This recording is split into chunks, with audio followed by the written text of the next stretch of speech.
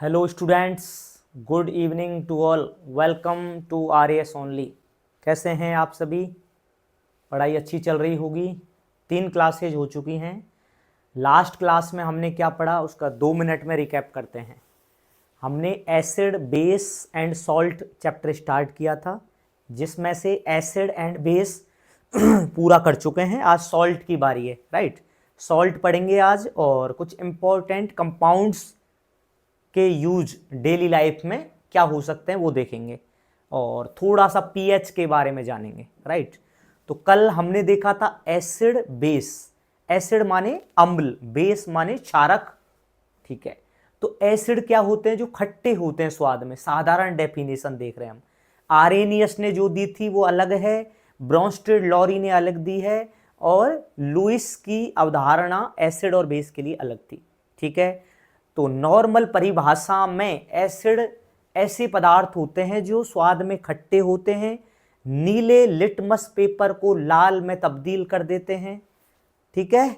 और क्या होता है और क्या पढ़ा था? उसके बाद हमने आरेनियस की डेफिनेशन देखी थी। आरेनियस ने क्या कहा था? जो जल में मिलाने पर, ऐसे पदार्थ जो जल में मिलाने पर हाइड्रोजन आयन प्रोड्यूस करते हैं, ये आरेनियस ने बोला था। वहीं क्षार के लिए क्या बोला था आरेनियस ने? क्षारक या क्षार कहें। आरेनियस ने क्या कहा था कि जो पानी में मिलाने पर, ऐसे पदार्थ जो जल में मिलाने पर हाइड्रोक्साइड आयन रिलीज करते हैं, OH माइनस, हाइड्रोजन आयन दे रहे हैं H+, तो वो एसिड कहलाएंगे आरेनियस। और आरेनियस क्षार या बेस उन्हें कहेंगे जो जल में मिलाने पर OH माइनस या हाइड्रोक्सिल आयन प्रोड्यूस करते हैं। ये होगी आरेनियस की डेफिनेशन। फिर उसके बाद क्या पढ़ा था हमने? Bronsted Lowry. तो ब्रॉन्स्टेड लॉरी इसी को दूसरे शब्दों में कह रहा है। उन्होंने हाइड्रोजन आयन कहा आरेनियस ने, ब्रॉन्स्टेड लॉरी ने क्या कहा? उन्होंने कहा कि जो प्रोटॉन प्रोड्यूस करता है। इन्होंने हाइड्रोजन आयन को प्रोटॉन कह दिया ब्रॉन्स्टेड लॉरी ने, बस इतना याद रखना है। ये प्रोटॉन दाता कहलाते हैं एसिड, और अम्ल क्षार प्रोटॉन ग्राही हैं, लेने वाले हैं प्रोटॉन को, दैट्स इट, इतना था। उसके बाद हमने देखा प्रबल अम्ल क्या है और कमजोर अम्ल क्या होते हैं। Strong acid and weak acid. Strong acid ऐसे अम्ल होते हैं जो पूर्णतः आयोनाइज हो जाते हैं, टोटली डिसॉल्व होकर आयनित हो जाते हैं, मतलब आयोनाइज्ड फॉर्म में आ जाते हैं। वीक एसिड कौन से हैं? जो यदि पानी में मिलाएंगे तो कंप्लीटली डिसॉल्व नहीं होंगे, कंप्लीटली आयनीकरण उनका नहीं होगा। उदाहरण प्रबल अम्ल के क्या हैं? HNO3 nitric acid, sulphuric acid H2SO4, hydrochloric acid HCl। और दुर्बल अम्ल के उदाहरण acetic acid, formic acid, hydrogen bromide, ठीक है। और क्या पढ़ा था? तनु अम्ल और सांद्र अम्ल। तनु अम्ल माने डाइल्यूट एसिड और सांद्र अम्ल माने कंसंट्रेटेड एसिड। कंसंट्रेटेड या सांद्र किसे कहते हैं? कोई भी अम्ल सांद्र हो सकता है यानी कंसंट्रेटेड हो सकता है, कोई भी अम्ल तनु हो सकता है या डाइल्यूट हो सकता है, डिपेंड करता है उसमें पानी की मात्रा कितनी है। किसी भी एसिड में यदि पानी की मात्रा कम है, यदि हम पानी के साथ एसिड को मिलाएं तो पानी की मात्रा कम है, एसिड की ज्यादा है, तो वो कॉन्सेंट्रेटेड एसिड कहलाता है, ठीक है। वो घातक होता है क्योंकि उसमें एसिड ज्यादा है। कई बार जल जाता ना तेजाब से, वो कंसंट्रेटेड होता है तेजाब, राइट, सल्फ्यूरिक एसिड होता है वो। और डाइल्यूट या तनु अम्ल वो है जिसमें पानी ज्यादा है, अम्ल कम है, ठीक है। अब हमने और क्या देखा था? याद करने की कोशिश कर रहा हूं मैं भी, इसी को रिकॉल कहते हैं। देखकर तो दोबारा सब पढ़ा देंगे, मैं एक बार रिकॉल कर रहा हूं ताकि जो भी याद रहेगा वो हमें स्ट्रांगली रह जाएगा, बाकी रिवीजन करते रहेंगे। तो अगला क्या था? प्राकृतिक स्रोत क्या है किसके? एसिड के। तो एसिड कहां मिलता है? अभी याद कर रहे हैं, देखो सेब में मिलता है मैलिक एसिड, ठीक है। और याद करो नींबू में कैसा मिलता है? सिट्रिक एसिड मिलता है, ठीक है साहब। और याद करो नींबू के अलावा कहां पढ़ा था हमने? Formic acid. फॉर्मिक एसिड लिखाया नहीं है शायद, चींटी या मधुमक्खी के डंक में पाया जाता है। और क्या पढ़ा था हमने? मैलिक हो गया। इमली में पाया जाता है टार्ट्रिक एसिड, ठीक है। और विनेगर होता है एक सिरका, उसमें होता है एसिटिक एसिड। ये प्राकृतिक स्रोत हैं कुछ। और दूध रह गया, दूध इंपॉर्टेंट है, लैक्टिक एसिड होता है उसमें। ये नेचुरल स्रोत हैं जहां अम्ल पाया जाता है, अन्यथा लेबोरेटरी में बहुत सारे अम्ल आप बना सकते हो, इसीलिए ये प्राकृतिक स्रोत हैं।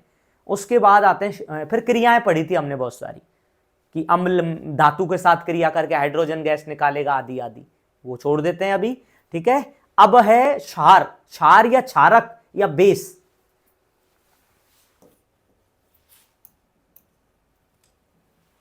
बेस, ठीक है, क्षार भी मिलेगा और क्षारक भी मिल जाएगा, थोड़ा सा ही अंतर है, ज्यादा नहीं है क्षार और क्षारक में। क्षार क्षारक होते हैं सभी, सभी क्षारक क्षार नहीं होते, कंफ्यूज हो रहे हो, इतना याद कर लो। बेस और एल्कली, सभी बेस एल्कली हो, क्या ये सही है? नहीं।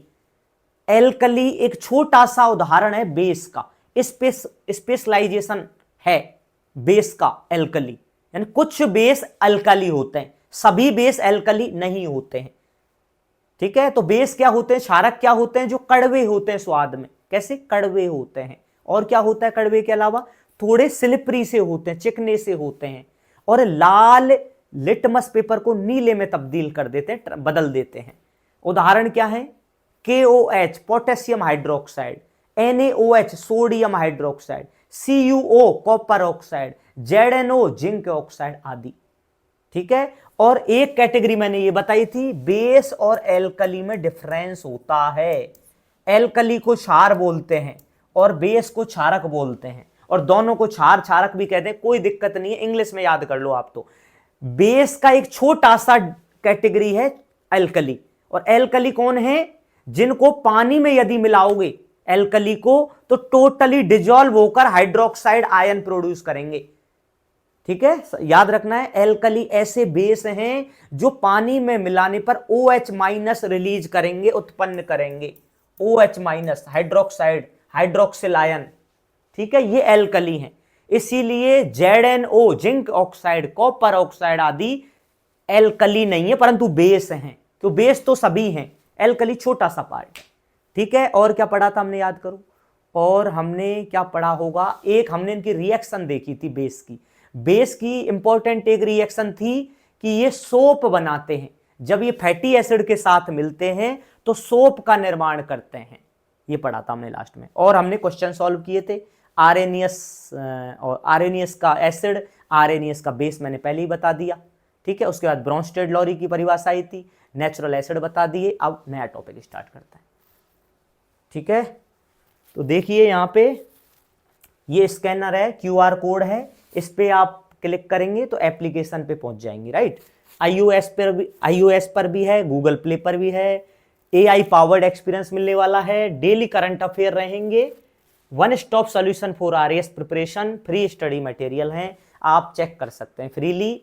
और ये सारी क्लासेस भी आपको शायद फ्री ऑफ कॉस्ट ही मिल रही हैं, कोई चार्ज नहीं है। आप पढ़िए, प्रीलिम्स की तैयारी करिए, प्रीलिम्स अच्छा आ रहा है, आप पिछले 2-3 वर्षों से देखेंगे, 2-3 वर्षों का मतलब 2-3 प्रीलिम्स देखेंगे आप रिसेंट वाले, अच्छा लेवल आ रहा है। उसके लिए हमें मूलभूत जो कॉन्सेप्ट है वो हमारी हेल्प करेगा। ठीक है, उसी का प्रयास हम कर रहे हैं। तो आज हमारा टॉपिक है सॉल्ट। सॉल्ट कहें या लवण, क्या कहें, लवण। तो एसिड पढ़ लिए, बेस पढ़ लिए। जब एसिड और बेस मिलते हैं, रिएक्शन करते हैं, तब सॉल्ट और जल का निर्माण होता है, कल भी मैंने बताया था, याद रखना। वही है ये, एसिड और बेस की क्रिया के फलस्वरूप जो प्रोडक्ट पैदा होता है उसको सॉल्ट कहते हैं भाई।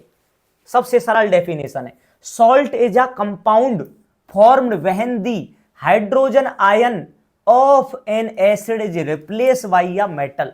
अब देखो ये टेक्निकल परिभाषा आ गई, ये हमने पढ़ी नहीं है, परंतु ये भी एक परिभाषा होती है, हमें तो ये याद रखनी है मेनली। तो ये कि ये फॉर्म होता है भाई neutralisation reaction between an acid and a base, अम्ल और एक क्षार के बीच उदासीनीकरण प्रक्रिया द्वारा उत्पन्न होता है सॉल्ट, एक डेफिनेशन है। और दूसरी टेक्निकल डेफिनेशन ये है कि जब एक कंपाउंड जब बनेगा, ये सॉल्ट नाम का कंपाउंड तब बनेगा, कब, जब हाइड्रोजन आयन, एसिड के हाइड्रोजन आयन को रिप्लेस कर दिया जाएगा, किसके द्वारा, एक धातु द्वारा।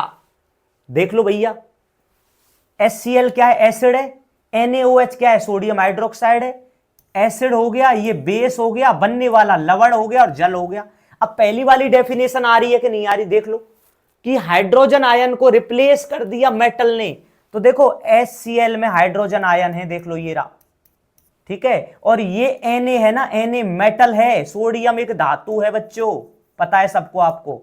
इस धातु ने हाइड्रोजन आयन को हटा दिया और Na के साथ Cl जुड़ गया, देख लो आप है जो Na और Cl जुड़ गए, हाइड्रोजन को हटा दिया, NaCl बना और प्लस में जल बन गया। यही कहना चाह रहा था कि कब बनेगा, जब एसिड के हाइड्रोजन आयन को कोई मेटल रिप्लेस कर देगा।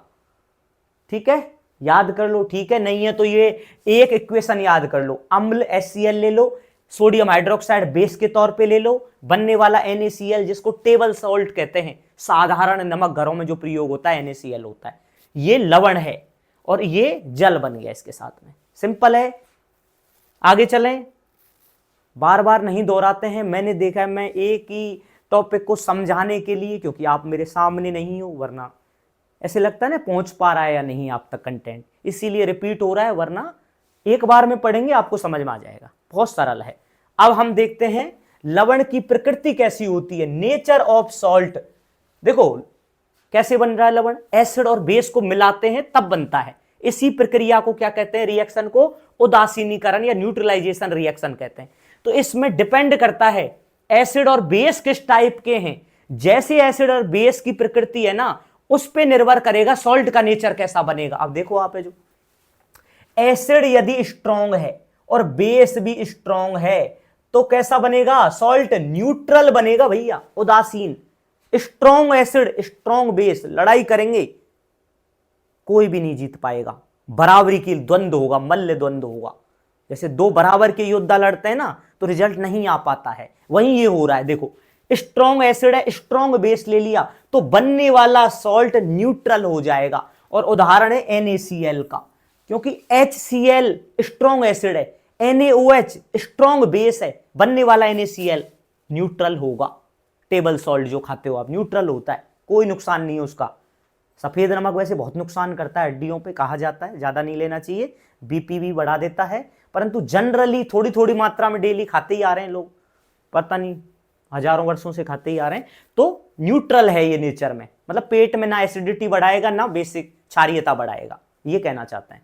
अगला, एसिड स्ट्रॉन्ग है और बेस वीक है तो कैसा होगा, सॉल्ट एसिडिक होगा।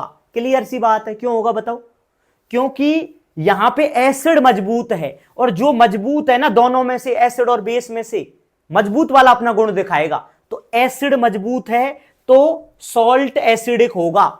उदाहरण ऐसे सॉल्ट जो एसिडिक होते हैं नेचर में, ammonium chloride NH4Cl, ammonium chloride is the क्या, एसिडिक इन नेचर, ऐसा लवण है जो एसिडिक होता है नेचर में। और अंत में एसिड वीक हो और बेस स्ट्रॉन्ग हो तो सॉल्ट का नेचर होगा बेसिक, क्षारीय होगा, यानी जो ज्यादा मजबूत है उसी का गुण सॉल्ट का गुण हो जाएगा, खुद का गुण कोई नहीं है सॉल्ट का, डिपेंड करेगा एसिड और बेस पे।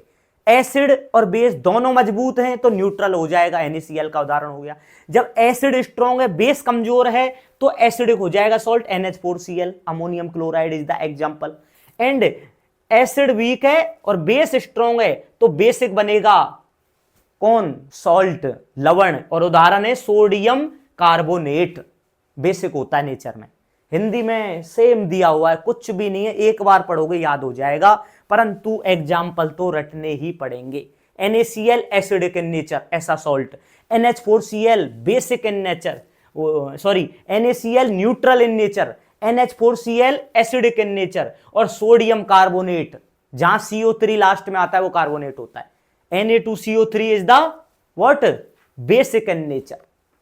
बेसिक मतलब क्षार, सब लिखा हुआ है यहां पे बच्चों।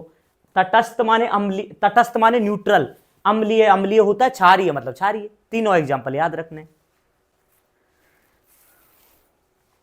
अगला है pH, अब पढ़ते हैं pH के बारे में। तो pH is the negative logarithm of hydrogen ion, negative logarithm of hydrogen ion. हो गए ना कंफ्यूज, हमें कोई मतलब नहीं इस डेफिनेशन से।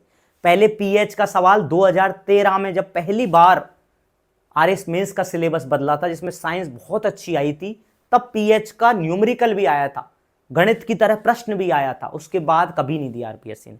और पीएच पे वो नॉर्मल डेली लाइफ में पीएच के क्या रोल्स हैं वही हमारे आएंगे, बस प्रीलिम्स हो चाहे मेंस हो, इसके अलावा कोई डेफिनेशन नहीं आने वाली है।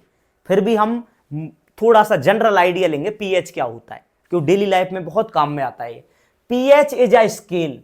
पीएच क्या है भाई? स्केल है, एक पैमाना है, नापते हैं ना, नापने का एक पैमाना है, स्केल है टू मेजर एसिडिटी और बेसिसिटी ऑफ अ सॉल्यूशन। किसी भी विलियन में, विलियन जानते हो जिसमें जल होता है, जल का विलियन बनता है, जल में कुछ डालते हैं, नमक डाला तो नमक वाला विलियन बन गया, चीनी डाला तो वो चीनी के साथ विलियन बन गया, ठीक है, सॉल्यूशन। तो किसी भी सॉल्यूशन में ये पता करें हम कि ये एसिड है या बेस है, वो बताता है पीएच। सरल भाषा में तो यही है, किसी भी जलीय विलयन की एसिडिटी और बेसिसिटी का पता लगाने के लिए पीएच सहायता करता है, एक मापक होता है।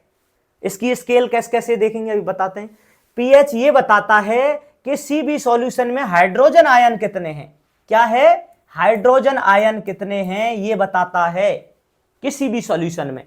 इसीलिए इसके नाम से क्लियर है, देखो पीएच, एच आ रहा है ना, देखो एच का मतलब ये हाइड्रोजन ही समझ लो आप, तो सिंपल।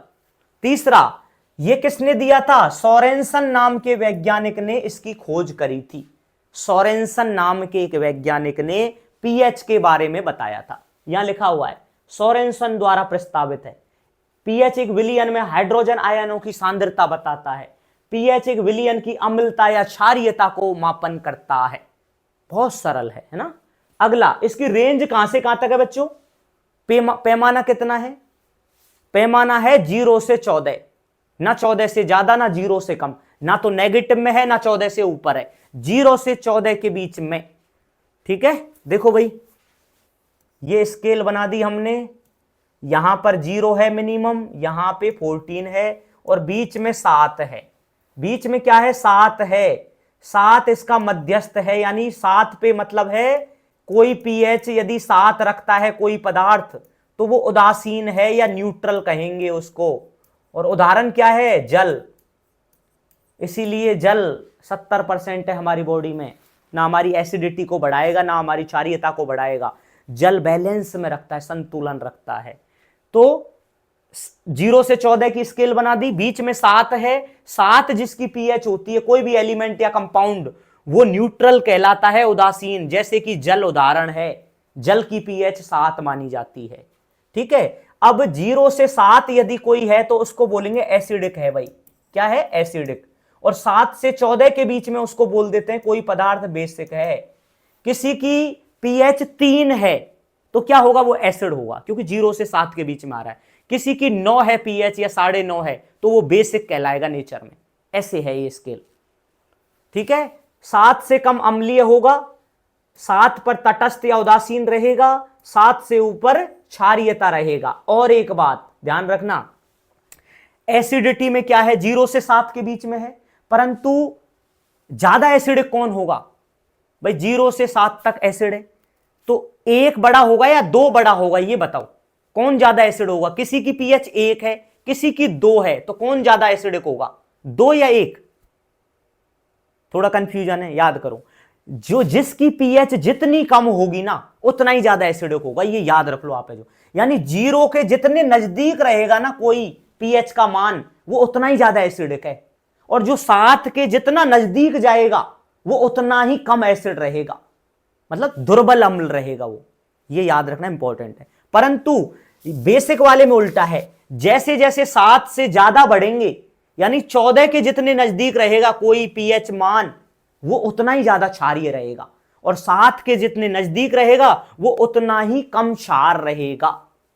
7 से 14 में क्षारीयता बढ़ते क्रम में बढ़ती है और अम्लीयता 0 से 7 के बीच में घटते हुए क्रम में बढ़ती है।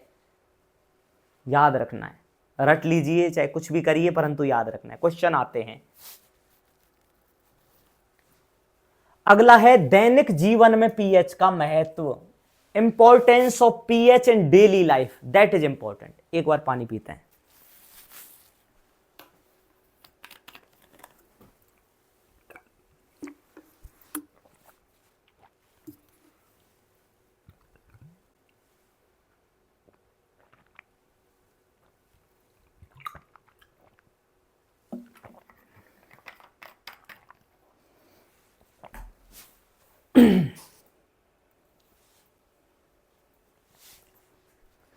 तो पहला है पीएच इन स्टमक, पेट में अम्लीयता।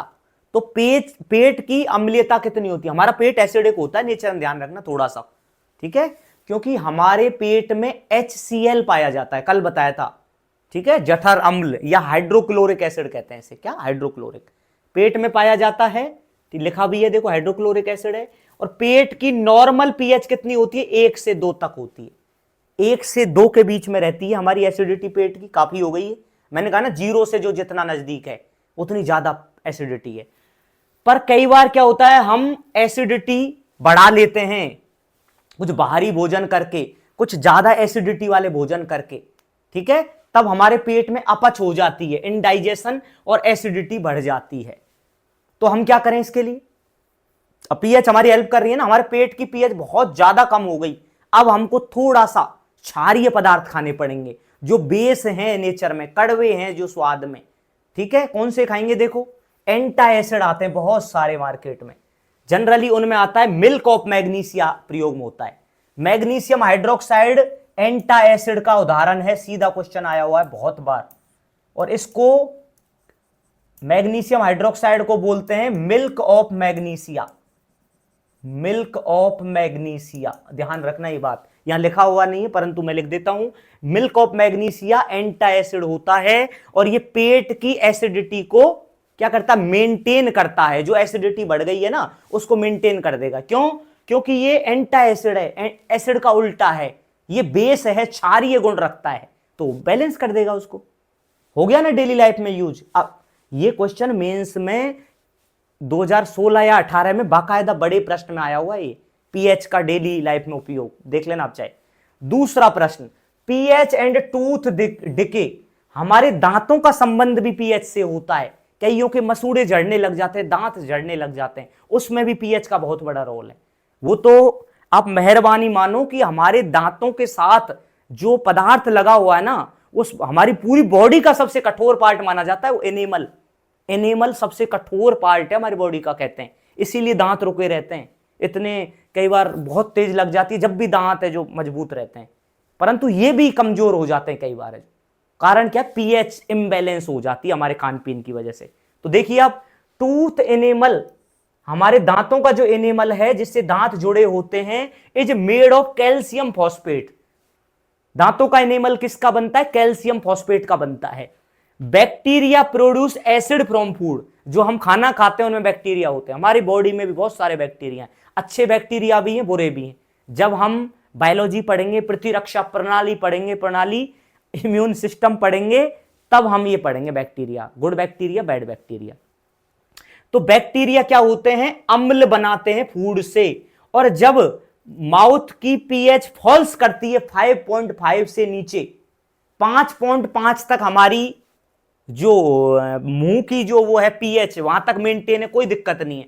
यदि 5.5 से कम रह गई, यानी बहुत ज्यादा एसिडिक हो गया, तो क्या होने लग जाएगा? एनिमल स्टार्ट्स डिजॉल्विंग, जो खतरा है फिर दांतों के लिए, कोई नहीं बचा सकता फिर दांतों को, फिर तो सेट पहनने पड़ेंगे, वो नकली वाले हैं, ठीक है। जब मुंह का पीएच 5.5 से नीचे जाएगा तो एनिमल डिके होने लग जाता है, क्षय होने लग जाता है, खराब होने लग जाता है, नष्ट होने लग जाता है।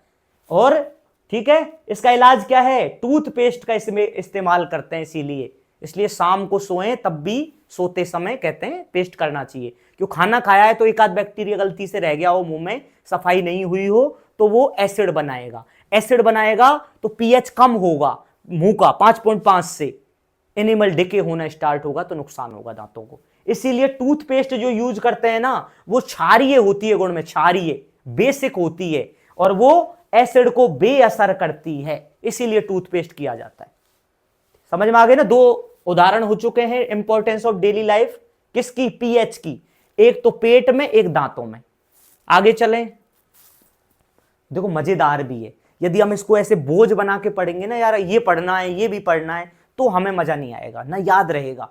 चीजें वही याद रहती है जिनमें रुचि आती है और इंटरेस्ट डेवलप किया जाता है, कि हमारे पेपर में आएगा तो हम डेवलप कर लेते हैं। या दूसरी बात और भी अच्छी, कि हमें मजा आए कि यार ये हमारे घटित हो रहा है डेली लाइफ में, देखो हमें कितनी नई चीजें आ रही हैं, हमें हो सकता है आपको पता हो, पर बहुत सारे ऐसे स्टूडेंट्स हो सकते हैं जो पहली बार साइंस पढ़ रहे हो, क्योंकि आर्ट्स की सब्जेक्ट तो जनरली सभी पढ़ते हैं, पर विज्ञान से भागते हैं ना हमें, जो थोड़ी टफ लगती है पर है नहीं है इतनी, अभ्यास से सब आ जाएगा।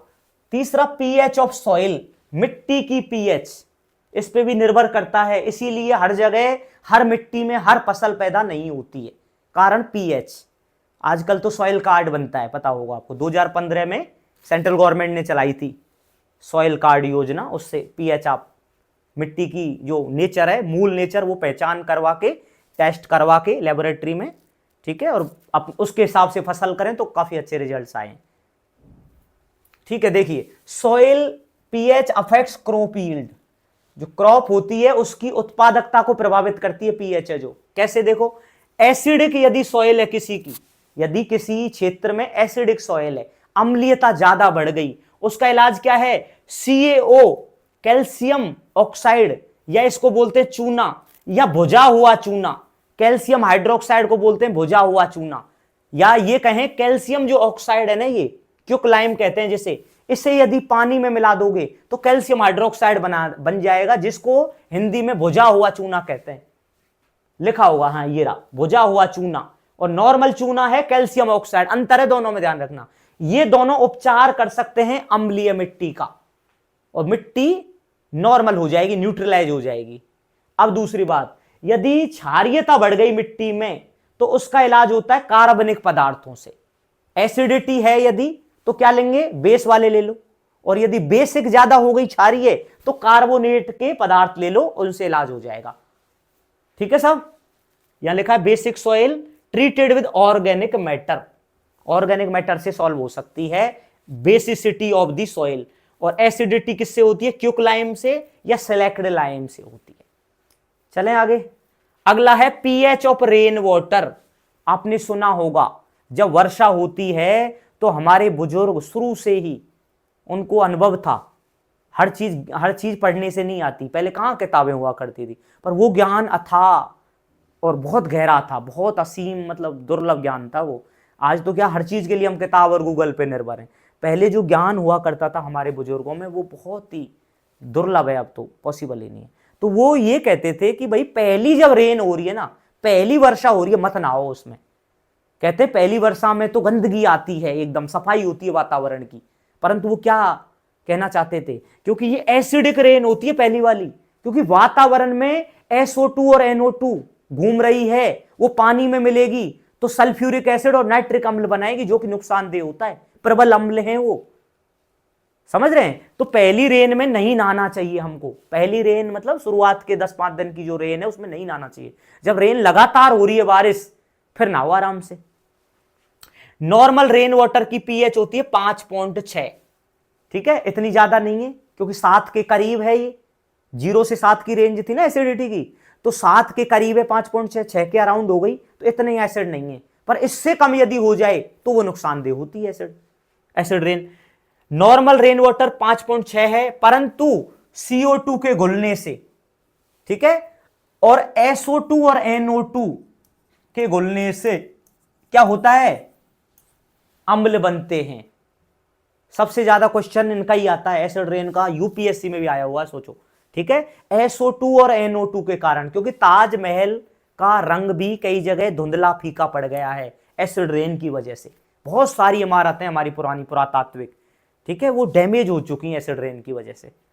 तो SO2 और NO2 के जो मतलब आयन होते हैं ये घूमते रहते हैं वातावरण में, पानी के साथ क्रिया करेंगे, सल्फ्यूरिक एसिड बनाएंगे और नाइट्रिक अम्ल बनाएंगे, जो कि एसिड रेन पैदा करता है और नुकसान पहुंचाता है। किसको नुकसान पहुंचाता है, फसलों को नष्ट कर सकता है, बिल्डिंगों को नष्ट कर सकता है, एक्वेटिक लाइफ यानी जलीय जीवन है जिसमें मछली रहती हैं, कछुए रहते हैं बहुत सारे पानी में, उनको भी नष्ट कर सकता है। ये फसल भी नष्ट हो सकती है जहां ज्यादा एसिडिक रेन है, और इमारतें नष्ट होती हैं, ताजमहल का उदाहरण है, और बहुत सारी आपने देखा होगा पुरानी पुरानी जो किले हैं, महल हैं, कई बार जहाँ ज्यादा वातावरण खराब है वहां की बात है, जहाँ सफाई है, साफ शुद्धता है, वहां SO2 NO2 हर जगह नहीं मिलेगी, पॉल्यूशन से निकलते हैं ये SO2 NO2, राइट। जहाँ पॉल्यूशन ज्यादा होता है वहीं मिलेंगे ये जो, इसलिए गाँवों के एरिया में कम मिलता है, मतलब एसिड रेन बहुत कम मिलेगी आपको जो, ठीक है साहब। इंडस्ट्रियल एरिया के वहाँ आसपास हमेशा मिलेगी, क्योंकि जो आगरा के आसपास इलाका है बहुत ज़्यादा चमड़े का वहाँ पे उत्पादन होता है, और भी इंडस्ट्रियल एरिया हैं, दिल्ली एनसीआर भी है, वो तो अभी पता ही है आपको कितना पॉल्यूशन है वहाँ पे। ठीक है, ये याद रखना है।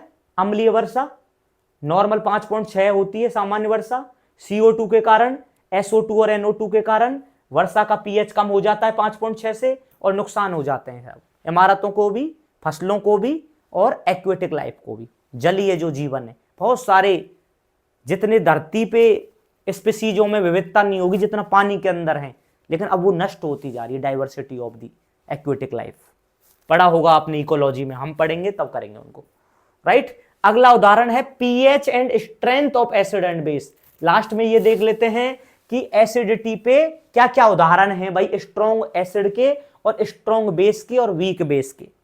ठीक है, देखिए मजबूत एसिड कब होगा, जब कम पीएच रहेगी, वो तो बता दिया, 0 से 7 के बीच में है। जितनी 0 के नजदीक पीएच रहेगी उतना एसिड ज्यादा रहेगा, यानी घटता हुआ क्रम है एसिडिटी का, और बेसिसिटी का बढ़ता हुआ है, 7 से 14 की ओर बढ़ रही है बेसिसिटी। एक बार मैं दोबारा बनाता हूं, ये टेबल नहीं है, ऐसे ही है, ये बीच में 7 है, ये 0 है, ये 14 है। ठीक है, तो ये तो उदासीन हो गया 7। उदाहरण है जल। अब यहां पे एसिडिटी ऐसे बढ़ रही है, एसिडिटी बढ़ रही है, देखो यूं मान लो, इधर बढ़ रही है 0 की ओर, और बेसिसिटी इधर बढ़ रही है। ठीक है, इधर क्षारीयता बढ़ रही है 14 की ओर 7 से, और यहां 7 से 0 की ओर एसिडिटी बढ़ रही है। जितना कम पीएच उतनी एसिडिटी ज्यादा, जितना पीएच ज्यादा यहां पे 14 के आसपास, उतना क्षारीयता ज्यादा रहेगी। तो देखो आप, स्ट्रॉन्ग एसिड में लो पीएच रहती है, लगभग 1 के नजदीक, सोचो कितना ज्यादा एसिड होगा। उदाहरण हाइड्रोक्लोरिक अम्ल। दूसरा वीक एसिड, बहुत ज्यादा पीएच होगी, लगभग 4 के बराबर। उदाहरण acetic acid, CH3COOH। Acetic acid का फॉर्मूला है CH3COOH, फाउंड इन विनेगर, सिरका में पाया जाता है एसिटिक एसिड, वही है ये एसिटिक एसिड। तीसरा स्ट्रॉन्ग बेस, हाई पीएच, 14 के लगभग बराबर, यानी 14 पे जो पहुंच गया वो तो बहुत बड़ा बेस हो जाएगा भाई। उदाहरण सोडियम हाइड्रोक्साइड, जिसको कि सामान्य भाषा में कास्टिक सोडा भी कहते हैं। क्या कहते हैं? Caustic soda. चलें आगे, तो रुकेंगे तो हो नहीं पाएगा, बहुत पढ़ा, मैं कम भी कर सकता हूं मैटर को, बिलीव मी, पता ही नहीं चलेगा, मैं कम भी कर दूंगा। परंतु जब खुद नोट्स बनाते हैं तब ऐसा लगता है कि यार मैं खुद भी पढ़ूं तो मुझे क्या अच्छा लगेगा कि मैं इसको कर्टेल कर दूं और ऐसे शॉर्टकट कर दूं। नहीं भाई, टाइम उतना ही है, 1 घंटा ही ले रहा हूं मैं, ज्यादा नहीं ले रहा हूं, 2-4-5 मिनट ऊपर होंगी, पर कम समय में ज्यादा मैटर यदि पहुंचा पाएंगे नोट्स के रूप में तो, और इनको यदि आप पढ़ोगे, मैं बुक भी बता रहा हूं, 10th क्लास की एनसीईआरटी और 9th क्लास की एनसीईआरटी, कुछ टॉपिक 8th क्लास के, इन सबको मिला के जब आप पढ़ोगे ना, तब जाके नोट्स बन पाएंगे। ठीक है, हेल्प ली जाती है बहुत चीजों की, बहुत चीजें आज हमारी हेल्प कर रही हैं, सॉफ्टवेयर हैं, टूल्स हैं, परंतु मैटर तो हमें ही देना पड़ेगा। तो इसीलिए कम समय में ज्यादा के लिए प्रयास कर रहे हैं, वरना बुक्स में पढ़ोगे तो भी ऐसा ही है, बिलीव मी। यदि यहां नहीं पढ़ोगे, मेरे पास किताबों में पढ़ोगे तब भी ऐसा ही है, ज्यादा नहीं है, पर वो ज्यादा है थोड़ा, वो समय का अभाव रहता है, ये कारण है, वरना किताबों में और भी अच्छा दिया हुआ है, यहां से भी बेहतर, बिलीव मी, ऐसा मैं बिल्कुल मानने को तैयार हूं। ठीक है सब, देखिए अब है पीएच खत्म हो गई हमारी, सॉल्ट हो गए। अब हम देख रहे हैं इंपॉर्टेंट जो डेली लाइफ में हमारे जो कंपाउंड काम में आते हैं उनके प्रयोग देख लेते हैं थोड़े थोड़े से। ये हमारे बाकायदा 10th क्लास में NCERT, not NCERT, Rajasthan board में दिया हुआ है। ये कुछ चीजें एनसीईआरटी में, कुछ हमारे राजस्थान बोर्ड में। तो देखो आप, कॉमन साल्ट, सबसे पहले साधारण नमक जिसको NaCl कहा जाता है, सोडियम क्लोराइड, कहां का काम में आता है? कुकिंग में काम आता है, खाने में काम आता है। हिंदी वाले इधर देख लेना, बहुत आसान भाषा में लिखा हुआ है, कुकिंग में काम आता है। प्रिजर्विंग फूड, भोजन को प्रिजर्व करता है, संरक्षित रखते हैं भोजन को, देखो भोजन का संरक्षण करते हैं। और क्लोरीन का निर्माण होता है इसी से, क्योंकि इसमें क्लोराइड है, क्लोरीन है, दिख रही है आपको, NaCl, सोडियम क्लोराइड, क्लोरीन का निर्माण होता है। और कास्टिक सोडा का निर्माण भी इसी से होता है। कास्टिक सोडा कौन है? सोडियम हाइड्रोक्साइड को कास्टिक सोडा कहते हैं, प्रीवियस स्लाइड में बताया है। अब एक इसका की फैक्ट जान लो, महत्वपूर्ण बिंदु जान लो, प्राकृतिक रूप से समुद्र के पानी में पाया जाता है, नेचुरली समुद्र के पानी में पाया जाता है NaCl। और कहां पाया जाता है? जो खारी झीलें हैं हमारी, उनमें पाया जाता है। हमारी राजस्थान की बहुत बड़ी झील है जयपुर के पास, सांभर लेक, वहां भी नमक का उत्पादन होता है, ध्यान रखना आप। अगला है बेकिंग सोडा। बेकिंग सोडा मतलब खाने का सोडा, जिसे हम खाने का सोडा कहते हैं, वो है ये बेकिंग सोडा, किचन में पाया जाता है आपके सबके। इसका फॉर्मूला है, रासायनिक फॉर्मूला है सोडियम बाइकार्बोनेट। सोडियम बाइकार्बोनेट कह सकते हो इससे, और सोडियम हाइड्रोजन कार्बोनेट भी कह दो तो कोई गलत नहीं है। Sodium hydrogen carbonate, sodium bicarbonate या खाने का सोडा, बेकिंग सोडा, एक ही नाम है सब, राइट। अब इसके यूजेज देख लो आप। बेकिंग में खाना बनाने में काम आता है, क्लीनिंग में काम आता है, क्लीनिंग करते हैं सफाई, और एंटी एसिड के रूप में भी काम में ले सकते हो इसको, एसिडिटी को न्यूट्रलाइज करता है ये, ठीक है साहब। फायर एक्सटिंग्विशर में काम आता है, ये सबसे बढ़िया उदाहरण है इसका। अग्निशामक यंत्र में काम आता है ये। अग्निशामक यंत्र में क्या काम कर रहा है ये सोडियम हाइड्रोजन कार्बोनेट, जल्दी से बताइए, मैं बता देता हूं। जब इसको तोड़ेंगे ना हम, फायर एक्सटिंग्विशर, कब अग्निशमन कहां काम में आता है? फायर ब्रिगेड जाती है ना कई बार, जब आग लग जाती है, टू टू टू करके आवाज जाती है, उसमें होता है ये। जो आप देखते हो ना वहां पे जो पानी की बौछार जो मारते हैं अग्निशमन यंत्र के जो रक्षक होते हैं हमारे, वो पानी नहीं होता है, वो लिक्विड कार्बन डाइऑक्साइड होती है, ध्यान रखना। कौन होता है? लिक्विड CO2, क्योंकि ऑक्सीजन से आग जलती है, CO2 आग को बुझाती है, याद रखना ये जो, ठीक है ना। पानी तो हमने ऐसे याद कर रखा है, पानी से आग बुझा दो। पानी से तो आग इसलिए बुझ जाती है क्योंकि हम जोर से मारते हैं उसको पिलो में, तो वो एकदम से दबाव से बुझ रही है वो, या मिट्टी से बुझ जाएगी आग। सबसे अच्छा तरीका मिट्टी का हो सकता है, पानी नहीं यूज लिया जाता, CO2 होती है, लिक्विड CO2। तो देखो फायर एक्सटिंग्विशर में होता है ये सोडियम बाइकार्बोनेट। अब जैसे ही इसकी क्रिया होगी फायर एक्सटिंग्विशर में, तो देखो जब इसको गर्म करेंगे तो देखो Na2CO3 निकलेगा, प्लस में जल निकलेगा, प्लस में CO2 निकलेगी, गैस CO2, और ये CO2 ही बुझाती है किसको? आग को। याद रखना है, ये जरूरी नहीं था बताना पर याद रहना चाहिए कि वाई, क्वेश्चन आ जाए ना, वाई बेकिंग सोडा और sodium hydrogen carbonate is using in fire extinguisher, reason CO2।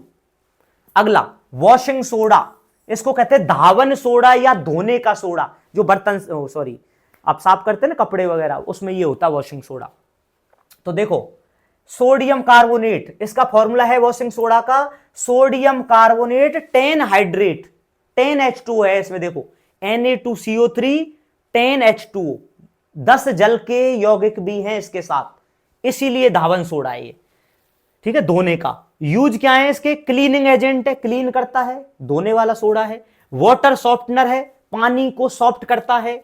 Glass manufacturing, कांच उद्योग में इसको प्रयोग में लेते हैं, कांच का निर्माण करने में।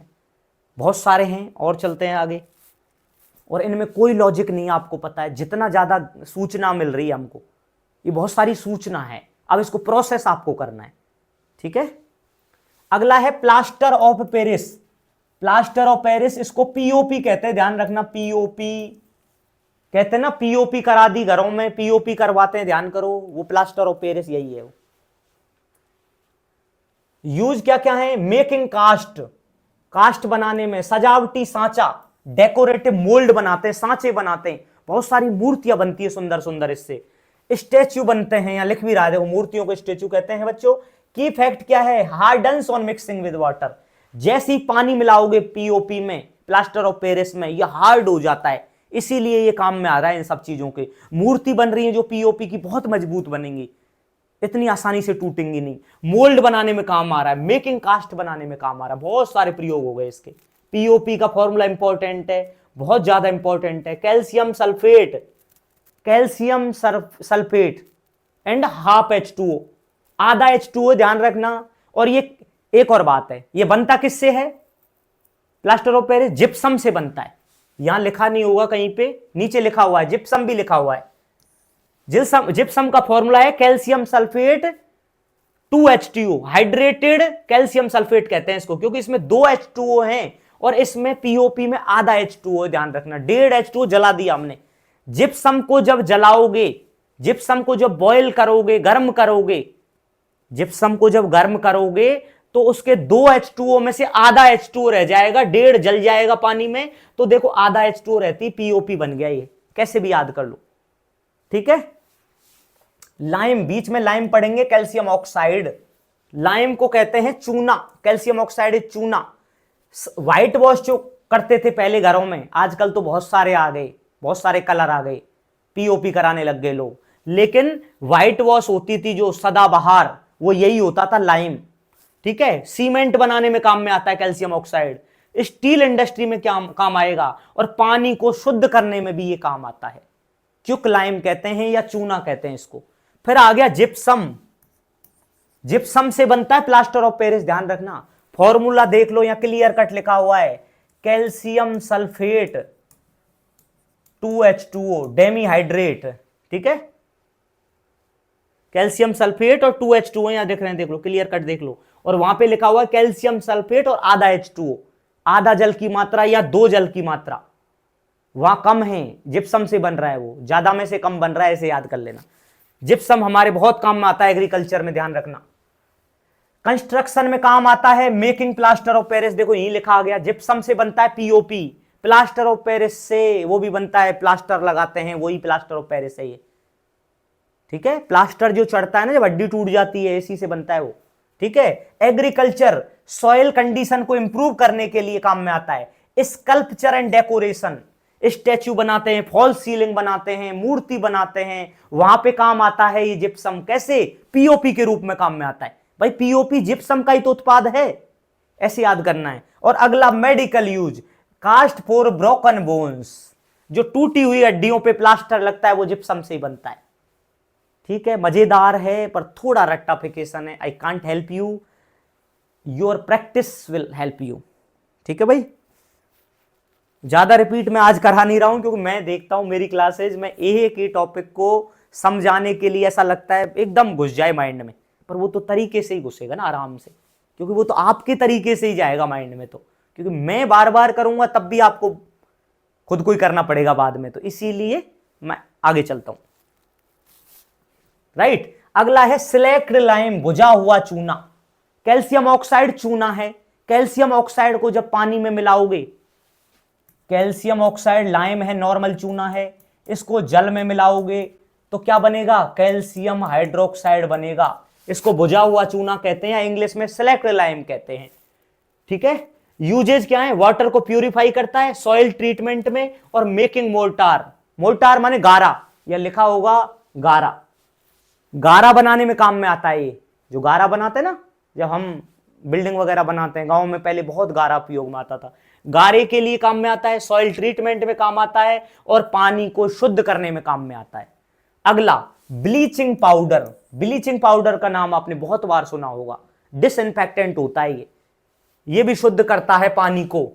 इसका फॉर्मूला याद कर लो, कैल्शियम ऑक्सीक्लोराइड, CaOCl2 इसका फॉर्मूला है, सीधा क्वेश्चन आ सकता है, क्योंकि हमारी ये बेसिक किताबों में दे रखे हैं, इसलिए एक भी नहीं छोड़ रहे अपन।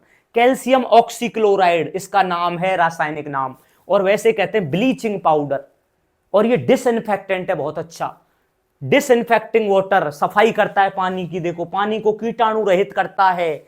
गांवों में डाला जाता था पहले, ये बारिश के मौसम में ये कुओं में डाला जाता था, नलों में डाला जाता था, ताकि सफाई हो जाए, ब्लीचिंग पाउडर डालते थे। पानी में अलग सी स्मेल आती थी, ध्यान करो आप, जो पर पानी शुद्ध हो जाता था, कीटाणु मर जाते थे। ब्लीचिंग क्लोथ्स, कपड़ों की ब्लीचिंग करने में काम में आता है, ठीक है। और एक है अगला विनेगर, विनेगर माने सिरका, सिरका जो अचार में काम में आता है, वो किससे बनता है सिरका? एसिटिक एसिड से, और एसिटिक एसिड क्या है? CH3COOH। कहां का काम में आ रहा है? कुकिंग में काम में आ रहा है, कुकिंग में, पिकलिंग में आ रहा है, अचार बनाने में, क्लीनिंग में भी काम में आता है, और एक वीक एसिड ट्रीट किया जाता है। क्यों? क्योंकि इसकी pH कितनी थी? लगभग 6 के बराबर थी, अभी पढ़ा था हमने, sorry. Reacts with bases to form salt and water, जब बेस के साथ क्रिया करता है तो सॉल्ट एंड वाटर भी बनाता है, वीक एसिड में माना जाता है। वीक एसिड है इसीलिए तो खा पा रहे हैं हम इसको, इसीलिए अचार में डाल रहे हैं हमारे में। स्ट्रॉन्ग होगा तो फिर ये पेट को ही खराब कर देगा हमारे। क्लियर? विनेगर हो गया। अब क्या है भैया? अब है common gas for cooking, LPG, liquefied petroleum gas.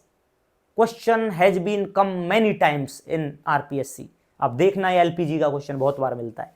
ठीक है, तो एलपीजी, इसका फॉर्मूला क्या है? देखो, इसमें बहुत सारी गैसेज होती हैं, बहुत सारी गैसेज हैं। ठीक है, बहुत सारी गैसेज है, थोड़ी थोड़ी। जो सबसे ज्यादा मात्रा मेनली मानी जाती है, सबसे ज्यादा, बहुत ज्यादा, 80% से भी ज्यादा, वो इन दोनों की होती है बस। एक तो होता है प्रोपेन और ब्यूटेन। सीधा क्वेश्चन आता है, एलपीजी कौन कौन सी गैसेज का कॉम्बिनेशन है? और ये क्या है? हाइड्रोकार्बन गैसेज है। कौन सी गैसेज है? हाइड्रोकार्बन, क्योंकि इनमें हाइड्रोजन भी है और कार्बन भी है, इनको हाइड्रोकार्बन गैसेज कहते हैं। हाइड्रोकार्बन फ्यूल कहते हैं, हाइड्रोकार्बन ईंधन कहते हैं। तो इसमें कौन कौन सी गैस है एलपीजी में? प्रोपेन भी और ब्यूटेन भी है। प्रोपेन है C3H8, याद हो जाए, ठीक है, नहीं हिंदी में, इंग्लिश में ये याद कर लो बस फॉर्मूला। प्रोपेन और ब्यूटेन नाम याद कर लो, फॉर्मूला याद करो मत करो कोई फर्क नहीं पड़ता। मैं बता देता हूं, प्रोपेन C3H8 है, ब्यूटेन C4H10 है। और डिटेल में जाएंगे तो मैं तरीका भी बहुत ज्यादा है। Methane, ethane, propane, butane, pentane, hexane, septane, octane, nonane, decane, ऐसे नाम है। मैथ आता है एक कार्बन में, मैथ के बाद मेथेन, एथेन, एथ आता है 2 में, प्रोप आता है 3 में, और ये ब्यूट आता है 4 में, पेंट आता है 5 में। पर इतना कितना पढ़ेंगे हमें, जो बहुत ज्यादा हो जाता है, इसीलिए इतना याद कर लो, प्रोपेन और ब्यूटेन। ठीक है, बी और पी ये दोनों होते हैं एलपीजी में, बी और पी, ब्यूटेन और प्रोपेन, इतना कॉम्बिनेशन है। अगला, कुकिंग में काम में आता है, हीटिंग में काम आता है फ्यूल के रूप में। एलपीजी घरों में काम में होती है। जो एलपीजी घरों में काम में आती है आपकी, वही एलपीजी है ये, जो आपके सप्लाई है ना गैस वाली, जो एलपीजी उसमें आती है, इसमें सिलेंडर इंडेन में आती है। पेट्रोलियम वाला कौन सा है? वो हिंदुस्तान का आता है ना, क्या नाम उसका, हिंदुस्तान सिलेंडर आता है ना गैस के, हिंदुस्तान का ही आता है शायद, ऐसा ही कुछ नाम, हिंदुस्तान पेट्रोलियम का आता है। ठीक है, और ये है ये मेन इंडियन आता है, इंडियन भी बहुत ज्यादा चल रहा है आजकल। तो फ्यूल में सबसे ज्यादा काम में आता है। और इसको क्यों यूज में ले रहे हैं भैया? सरकार ने भी योजना चला रखी है, फ्री में एलपीजी सिलेंडर की योजना चलाई थी सरकार ने, घर घर पहुंचाई है बीपीएल परिवारों को। तो साथ में चूल्हा सिलेंडर भी दिया है, चूल्हे के सिलेंडर के साथ चूल्हा भी दे रही है, गैस स्टोव दे रही है सरकार। क्यों दे रही है? क्योंकि इससे पॉल्यूशन नहीं होता है। जो लकड़ी जलाते हैं लोग, जो गाँव में ऐसा मानते हैं, पॉल्यूशन को बढ़ाते हैं, वो जो लकड़ी पॉल्यूशन को बढ़ाती है, क्योंकि लकड़ी प्रॉपर नहीं जल पाती है पूरी, और वो मोनो ऑक्साइड जनरेट करती है। कार्बन डाइऑक्साइड के अलावा एक मोनो ऑक्साइड होता है ना, पढ़ा होगा आपने, मोनो ऑक्साइड जहरीली गैस मानी जाती है, पॉल्यूशन को डैमेज करती है वो। इसीलिए सरकार चाहती है कि एलपीजी को ज्यादा यूज में ले। क्यों? क्योंकि ये शुद्ध ईंधन है, कम से कम CO2 निकालता है। ये लिखा है ना, Burns cleanly to produce CO2 और हाइड्रो जल, बहुत क्लीनली जलती है, बहुत क्लीनली। CO2 H2O का उत्पादन करने के लिए सफाई से जलता है, बहुत सफाई से जलता है, कोई बाई प्रोडक्ट नहीं है, इसीलिए घरों में यूज करते हैं गैस को हमें जो। पर एक क्वेश्चन और आ गया मुझे अभी याद, कि इसमें स्मेल आती है। आपके लिए एक क्वेश्चन है इसमें, मैं आपके लिए क्वेश्चन छोड़ रहा हूं, घरों में जो एलपीजी होती है ना, उसमें स्मेल आती है, क्यों आती है मुझे पता है, और क्वेश्चन आया हुआ है। मैं उसका आधा नाम बता दूंगा, पूरा आप बताना। मरकप्टेन होता है, कोई मरकप्टेन पदार्थ होता है, वो एलपीजी में मिलाया जाता है ताकि गैस लीक हो तो पता चल जाए, क्योंकि वरना एलपीजी में कोई स्मेल नहीं होती। यदि एलपीजी में वो मरकप्टेन नाम का पदार्थ नहीं मिलाया जाए तो पता ही नहीं चलेगा गैस है जो फैल गई पूरे घर में, और बाद में जैसी तीली या स्टोव जलाया तो फट गया। इसीलिए एलपीजी में कुछ मिलाया जाता है मरकप्टेन नाम का। मैंने आधा नाम बताया है, आधा आप बताओगे कमेंट करके क्या नाम है। वो आपकी हेल्प करता है कि एलपीजी गैस की यदि लीक हो रही है, रिसाव हो रहा है तो पता चल जाए, और आया हुआ है वो क्वेश्चन है। ठीक है, उसमें पीछे नाम है मरकप्टेन, आगे भी कुछ है छोटा सा, बता देना आप है जो। अगला है हाइड्रोजन परऑक्साइड, लास्ट होना चाहिए ये, हाइड्रोजन परऑक्साइड H2O2, ये भी डेली यूज वाला कंपाउंड है, एंटीसेप्टिक होता है ये। कैसा होता है? एंटीसेप्टिक। एंटीसेप्टिक होता है ना, जब कोई कट जाता है, कोई घाव हो जाता है, कुछ कट गया तब लगाते हैं, जैसे हल्दी होती है हमारी टर्मेरिक डेली यूज में, हल्दी भी एंटीसेप्टिक मानी जाती है आयुर्वेद के हिसाब से। ऐसे ही हाइड्रोजन पेरोक्साइड भी एंटीसेप्टिक है, ब्लीचिंग करता है हेयर को, बालों को ब्लीच कर सकता है, क्लीनिंग करता है घावों की, वोंड्स की। कौन? Hydrogen peroxide. चलें आगे, ये क्वेश्चन जरूर बताना एलपीजी में स्मेल क्यों आती है, क्योंकि नॉर्मली मूलतः ओरिजिनली एलपीजी में कोई स्मेल नहीं होती। ठीक है, अगला है चीनी। अभी तो बच रहा है, गति बढ़ानी पड़ेगी। ठीक है, अगला है चीनी। चीनी जो घर में काम में लेते हो, चीनी का फॉर्मूला है सुक्रोज। घरों में काम में जो चीनी लेते हो उसको कहते हैं सुक्रोज, और उसका फॉर्मूला है C12H22 और O11। याद रखना, ये बताने की जरूरत नहीं है, ऊर्जा का स्रोत है, क्योंकि ग्लूकोज होता है इनमें। सुक्रोज को जब तोड़ोगे तो ग्लूकोज बनेगा, ग्लूकोज हमें इंस्टेंट एनर्जी देता है। तो चीनी एनर्जी का स्रोत है और स्वीटनर तो है ही, ये मीठा है, मधुरक है। अगला है सोडियम हाइड्रोक्साइड, जिसको कि कास्टिक सोडा कहते हैं, मैंने पहले बताया था। कास्टिक सोडा कहते हैं common name. Soap and detergent industry में काम आता है, सपोनिफिकेशन, साबुन और डिटर्जेंट बनाने में कास्टिक सोडे का उपयोग में लेते हैं। पेपर एंड पल्प इंडस्ट्री में काम में आता है, कागज और लुगदी उद्योग में, लकड़ी को कागज में जब बदलते हैं ना, तब कास्टिक सोडा प्रयोग में लेते हैं। तीसरा, वाटर ट्रीटमेंट, एसिडिटी को हटाने के लिए भी कास्टिक सोडा प्रयोग में आता है। और लास्ट में क्लीनिंग एजेंट, ड्रेन को क्लीन करता है, ग्रीज को हटाता है। ठीक है, बहुत ज्यादा है लग रहा होगा आपको, पर पढ़ना पड़ेगा। कास्टिक सोडा याद रखना है, NaOH है। ठीक है, पल्प एंड पेपर इंडस्ट्री, लुगदी कागज उद्योग में, पानी के ट्रीटमेंट में और क्लीनिंग एजेंट के रूप में काम में आता है। और common name caustic soda, sodium hydroxide. ठीक है, अब बस 2 टॉपिक और बचे, उसके बाद कल के जो प्रश्न हैं और आज के मिला के हम प्रश्न करेंगे, 7-8 क्वेश्चन है। ठीक है, खींच दी गति हमने, काफी पढ़ा है कम समय में, इनको भी निपटाते हैं। देखो, सोप, साबुन किसे कहते हैं भाई? साबुन क्या है? सोडियम और potassium salt of fatty acid है। फैटी एसिडों के कौन से? सोडियम और पोटेशियम साल्ट हैं। सोडियम और potassium salt of fatty acid कहा जाता है सोप, साबुन। और एग्जाम्पल याद कर लो, sodium stearate. Sodium stearate formula बहुत बड़ा सा है, फिर भी देख लो, C17H35 COONA। फॉर्मूला मत याद करो भाई, कह रहा हूं मैं आपसे, याद हो जाए जनरली तो बढ़िया है, वरना हमको यह भी याद रह जाएगा ना। सोडियम स्टीयरेट उदाहरण है सोप का, और फॉर्मूला सोडियम और पोटेशियम सॉल्ट है फैटी एसिड के। मतलब क्या है? लास्ट में सोडियम की जगह के भी हो सकता है, फिर उसको पोटेशियम स्टीयरेट कह देंगे। C17H35 COONA है सोडियम स्टीयरेट। यदि C17H35 COOK लगा दें तो पोटेशियम स्टीयरेट हो जाएगा। कोई जरूरत नहीं है, ऊपर वाली डेफिनेशन एनफ है कि फैटी एसिड के सोडियम और पोटेशियम सॉल्ट हैं ये जो सोप होता है। सोप माने साबुन। अगला, प्रिपरेशन, कल ही बताइए प्रिपरेशन। फैटी जो एसिड है, फैट है, फैट या ऑयल एक ही बात मान लो, ऑयल भी फैटी होता है, आपको पता है, वसा होता है। फैट में सोडियम हाइड्रोक्साइड मिलाया, फैटी एसिड में सोडियम हाइड्रोक्साइड क्या होता है? बेस होता है। ये बेस हो गया बच्चों, और ये हो गया एसिड। एसिड और बेस को मिलाया तो सोप बना और ग्लिसरॉल बना, 2 चीजें बनती हैं। कल भी ये इक्वेशन बताई थी मैंने, इतना याद रखना है, सपोनिफिकेशन कहते हैं इसे। अब इसके यूज कहां है? क्लीनिंग क्लोथ्स एंड बॉडी, सफाई करने में, रिमूविंग ग्रीज एंड डर्ट, चिकनाई को हटाने में, गंदगी को साफ करने में साबुन, पता ही आपको। उसके बाद लिमिटेशन क्या है इसकी? साबुन की एक लिमिटेशन है, इसीलिए डिटर्जेंट आए बाद में, सर्फ एक्सल, घड़ी, बहुत सारे हैं आपने देखे होंगे। वो क्यों आए? क्योंकि साबुन की एक सीमा है, साबुन हर जगह नहीं काम करता, लेकिन सर्फ कर जाती है। देखो सीमा क्या है? कठोर पानी में अच्छी तरह काम नहीं करता। Do not work in hard water, लिखा होगा, does not work well in hard water. Hard water में अच्छे से काम नहीं करता है, क्योंकि हार्ड वाटर में कैल्शियम और मैग्नीशियम के आयन है ना, वो मिलकर क्या बना लेते हैं? मैल बना लेते हैं और सफाई नहीं होने देते हैं।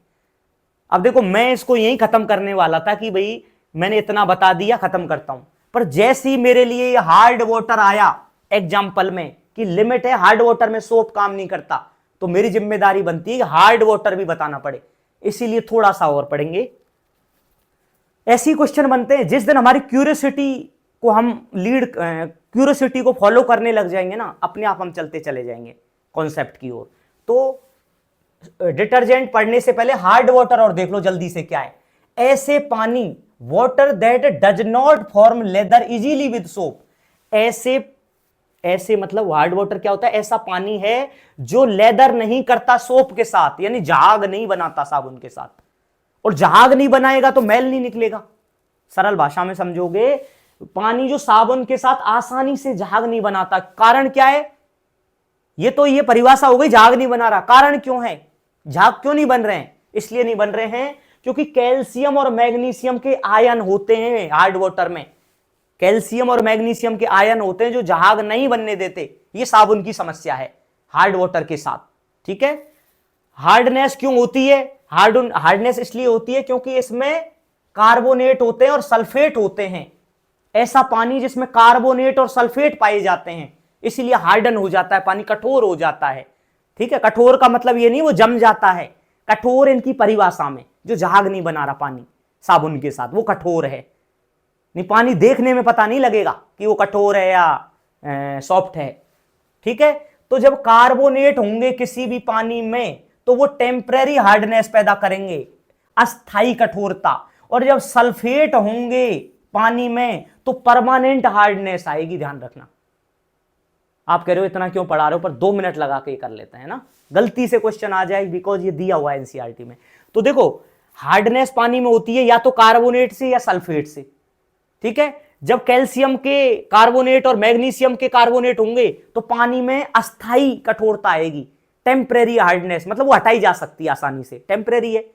परंतु सल्फेट यदि आ जाए कैल्शियम और मैग्नीशियम के, कैल्शियम मैग्नीशियम इंपॉर्टेंट है, कैल्शियम और मैग्नीशियम के सल्फेट मतलब परमानेंट हार्डनेस है भाई, आसानी से नहीं जाएगी हार्डनेस।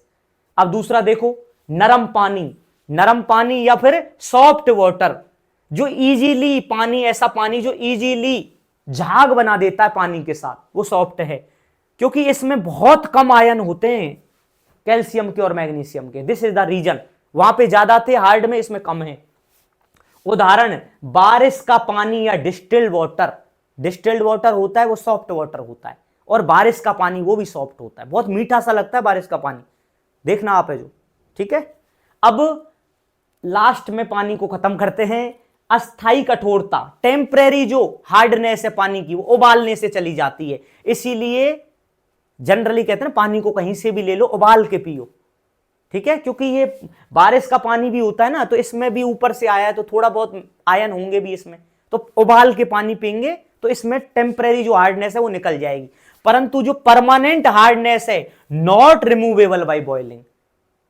तो ये कॉन्सेप्चुअल वाले क्वेश्चन है, यहां से ज्यादा कुछ नहीं बन सकता इसमें, इस चैप्टर में तो बहुत ज्यादा हो गया ये, ठीक है। अब डिटर्जेंट और है, लास्ट में खत्म करते हैं बच्चों। डिटर्जेंट क्या है? सिंथेटिक क्लीनिंग एजेंट हैं। सिंथेटिक का मतलब क्या है? जो सिंथेटिकली बनाए हैं, मिलावट करके बनाए हैं, मतलब लेबोरेटरी में बनाए हैं, स्पेशली डिजाइन करके, कि भाई सोप वाली जो कमी आती है वो इसमें डिटर्जेंट में नहीं रहनी चाहिए, ये हर जगह काम करना चाहिए। इसीलिए सर्फ ज्यादा बिकती है, कपड़े धोने में वही काम में आती है, वॉशिंग मशीन में वही डाली जाती है, साबुन नहीं डालते वॉशिंग मशीन में, आई थिंक, ठीक है। उदाहरण डिटर्जेंट का, sodium L'Oréal sulphate, sodium L'Oréal sulphate is the example of detergent. आगे देखो, कठोर पानी में अच्छे से काम करता है, सफाई में ज्यादा असरदार है, एसिडिक या न्यूट्रल होता है, उद्योग में भी काम में आता है, उद्योगों में, कपड़े धोने में, बर्तन धोने में, सब जगह डिटर्जेंट काम में आता है, ठीक है। थोड़ी सी परिभाषा है, देख लो। सिंथेटिक क्लीनिंग एजेंट है, सोडियम लॉरियल सल्फेट है फॉर्मूला, और ये बनाया क्यों हमने? क्योंकि साबुन में कमी थी इसलिए इसको बनाया। खत्म हो गए हमारे कॉन्सेप्ट। अब देखते हैं क्या बचा। अब हमारे क्वेश्चन बचे हैं, पानी पी के क्वेश्चन करते हैं जल्दी से 5 या 10 मिनट में, फिर आप फ्री हो आज की क्लास।